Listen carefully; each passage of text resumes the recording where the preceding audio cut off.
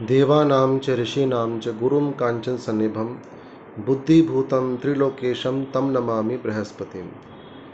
भगवान बृहस्पति देवता को मैं नमस्कार करता हूँ। ओम ह्रीं कुंदमृणालाभं दैत्यानामं परमं गुरुं सर्वशास्त्र प्रवक्तारं श्री भार्गवं प्रणमाम्यहम्। जो राक्षसों के परम गुरु ज्ञानी हैं, उन शुक्राचार्य को मैं नमस्कार करता हूँ। तो नमस्कार दोस्तों, मैं हूँ एस्ट्रोलॉजर आशीष शर्मा और मेरे इस ज्योतिष चैनल में आप सभी का हार्दिक अभिनंदन है, स्वागत है। आशा करता हूँ कि आप सभी सुखी होंगे, संपन्न होंगे। तो दोस्तों, आज का जो टॉपिक है, आज की जो जानकारी आपको देने आया हूँ, जैसा कि आपने सुना होगा, जब कोई ग्रह अस्त होता है तो उसके रिगार्डिंग समस्याएं जीवन में उत्पन्न होती हैं। कभी भी कोई ग्रह सूर्य के बिल्कुल नज़दीक चला जाता है तो उसको कहते हैं अस्त हो जाना। पावर उसमें होती है, उस प्लैनेट में पावरफुल होती है, लेकिन सूर्य के पास आने से वह दिखाई नहीं देता, उसको कहते हैं तारा डूब जाना। तो तारे की बात सभी ने सुनी होगी, क्योंकि ग्रह एक तारे के रूप में भी माने जाते हैं। और जब तारा डूब जाता है तो उस समय कोई भी ऐसा शुभ काम नहीं करना चाहिए जिससे आगे का जो जीवन है वह दुखों से भरा हुआ हो। इसलिए कहते हैं जब भी तारा लगता है तो शुभ काम नहीं करने चाहिए। इस समय ये मान के चलें कि आप 24 लगभग अप्रैल से 2024 से लगभग 7 जुलाई तक जो है शुक्र महाराज जी अस्त रहेंगे, सूर्य के इर्द गिर्द रहेंगे। इसलिए इनका प्रभाव, जो लोग इस समय में कोई शादी, विवाह या कोई भी शुभ कार्य या कोई भी मांगलिक कार्य करना चाहते हैं तो वह रुक जाए, क्योंकि यह लगभग 100 दिनों का अस्त का सिस्टम चलेगा। और जब तारा डूब जाता है तो उसमें कोई भी शुभ काम नहीं होता। अब जो अगला तारा जो अस्त होगा वह है देवगुरु बृहस्पति। जब देवगुरु बृहस्पति सूर्य के साथ में आकर के विराजमान हो जाएंगे तो उसको कहते हैं तारा डूब जाना।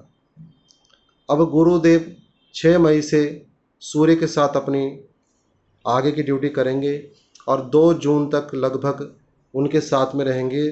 तब तक के लिए तारा अस्त रहेगा।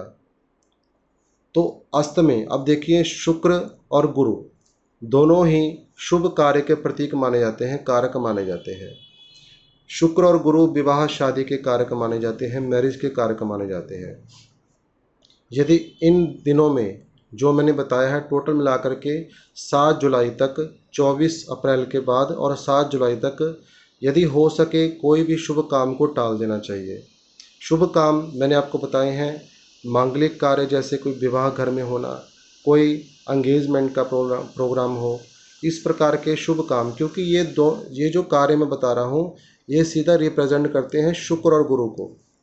क्योंकि शादी विवाह का कार्य, मांगलिक कार्य, यह जब शुक्र और गुरु उदय रहें तब ही करने चाहिए। जब यह तारा लग जाए, इनको डूब जाए तारा, या सूर्य के साथ में हो, तब उस बीच में यह शुभ कार्य अपने जीवन में, अपने परिवार में नहीं करना चाहिए।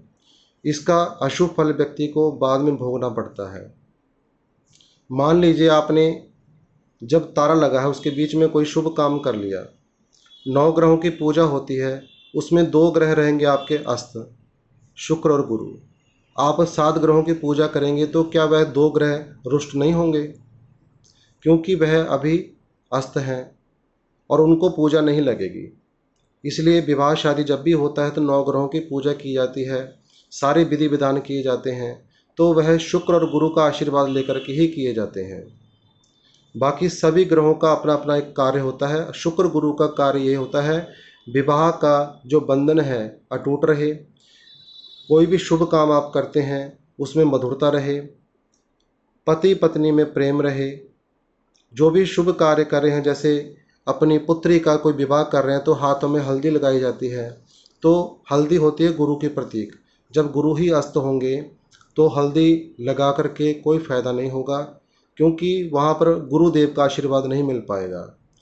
तो हमारे जीवन में आगे बढ़ने के लिए, खुशियाँ प्राप्त करने के लिए और जीवन को सुख में बनाने के लिए शुक्र और गुरु का पॉजिटिव होना, अच्छा होना और उदय होना बहुत ज़रूरी है।